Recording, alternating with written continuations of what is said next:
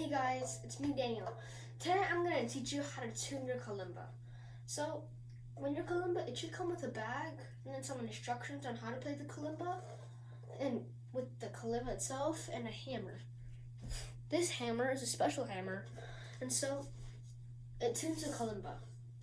Now I'll show you how it tunes the kalimba. You see how it has these like keys? Then you bang it on the top.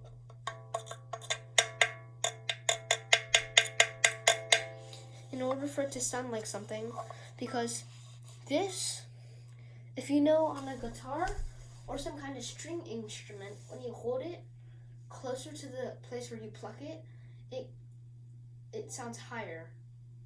So if you hit it in this way, it will get lower, but if you hit it in this way, it'll get higher. So there might be some like kalimba tuner, but if you don't have one, like if you have a piano, then just click, then hit the middle C, then see if this sounds like, the middle C sounds like piano. So that's really just how you tune your kalimba in about like a minute and 30 seconds. If you guys like this video, give it a thumbs up and subscribe and leave that below so you can check out my awesome videos. Bye.